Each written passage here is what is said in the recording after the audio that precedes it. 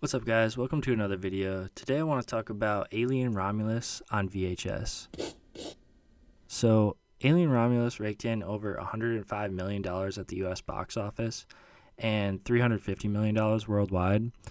Now, I saw this in theaters a few months back, and I liked it enough to pick up the 4K that just came out. This came out last week.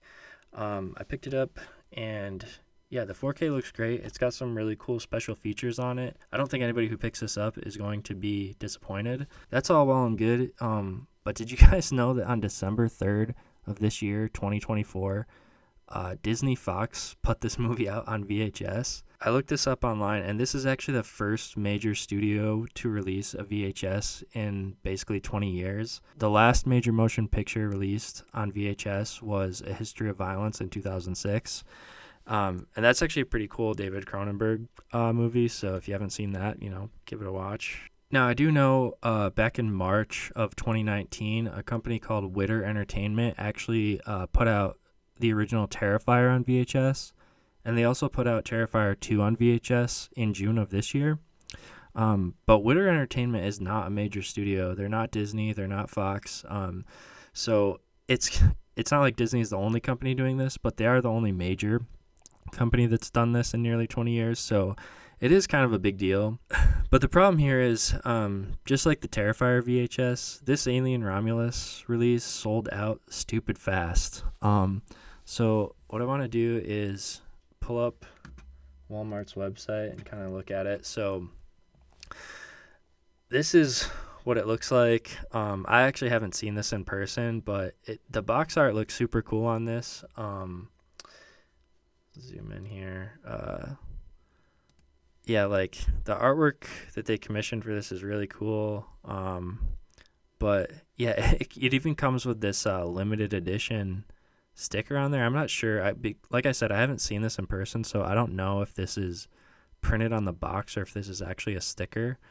But yeah, so I mean, this is a pretty cool collector's piece, but yeah, obviously with a price tag of $59.96, $60 basically, this is not going to be for everybody. So I'm sure, they probably had to, limit the quantity of copies they could actually make of this. But I mean, this thing sold out so fast. Like, it might have even sold out in pre-orders. I don't know. I wasn't paying that close of attention to it. I kind of just thought that maybe it would be available, for at least maybe a month or two after it came out. But yeah, I definitely thought wrong.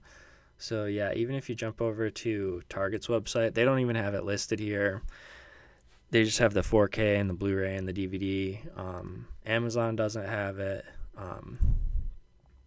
So yeah, if you want this thing, your only option really is to go to eBay, and these are the sold comps on eBay. And this is just from like the last week or so. Everything in green here. So I have the box checked for sold items on eBay, and yeah, this thing is consistently selling for $100 or more. So yeah, needless to say, I don't think I'm going to be getting this. It is very cool, and it's kind of like a piece of history too, so I see why people are spending this much money on it, but I just can't justify that purchase. But I did want to let you guys know, if you haven't heard of this company, what are they called? Death by VHS. So this guy does really cool stuff. I follow him on Instagram, and I'll show you this. I actually picked up, I think this was like a year ago. I picked this up from him. I ordered this from his website. This is Barbarian on VHS. And this is awesome because this movie is kind of notorious for never having gotten a Blu-ray or 4K or even a DVD release, or at least an official one. I'm pretty sure there's probably a bunch of bootlegs out there that you can find. But yeah, so this dude does really cool stuff. I don't know if he's a one-man show or what, but yeah, I watched that Barbarian VHS, and it works and everything. It's not just the box. It's pretty cool. So yeah, he has his version of Alien Romulus with his artwork on here, and he's only selling it for $30. So if you missed out on that VHS, the official VHS, and you just want this, like, as a display piece, this is a pretty cool option. And like I said, yeah, I ordered from this guy, and I even posted a video of this on Instagram back when I got it in the mail. And the dude responded. I think he was a little newer at the time, but he commented on my video, and he seemed like a really nice guy. So yeah, happy to send anybody his way. He seems like a cool dude. But yeah, so this is another option. So now this got me thinking, the box is cool to display and all, but I think it'd be awesome to watch this movie just on a CRT even. I know if I put the Blu-ray into PS3, the PS3 actually can do 4x3, and it will connect via the RCA cables, like the old school red, white, and yellow cables. So I thought it'd be fun to just do that really quick and just maybe talk about the movie a little bit. So let's do that now. Okay, and before I start showing the movie, I'm just kind of showing here the settings for the PS3. Basically, all you really want to do is make sure that wide display setting for Blu-rays and DVDs is set to letterboxed. Otherwise, you'll get some kind of weird squishing. But if you have that set, and then the display settings I'm showing here, set to composite, that's how you get to the 4x3 using the RCA cables. So if you have those settings, you won't get any weird squishing or stretching with the video. Okay, as you can see, watching this on CRT looks really awesome. All the colors pop nice, there's good contrast, and it just feels cool watching this new Alien movie on this old retro technology. And that's one of my favorite things about this newest installment in the series. The director, Fede Alvarez, talks in the special features about how they really wanted to go back to that retro future aesthetic. And I love that choice. It's one of the coolest things about the first two movies that set it apart from Prometheus and Covenant.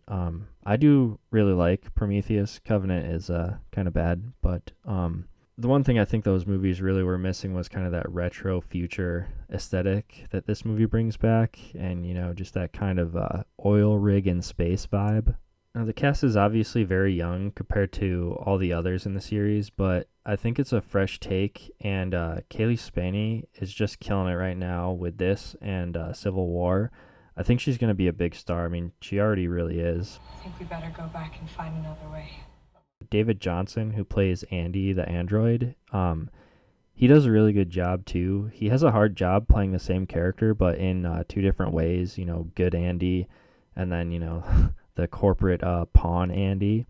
Fede Alvarez, who, if you didn't already know, he also directed Evil Dead 2013 and Don't Breathe.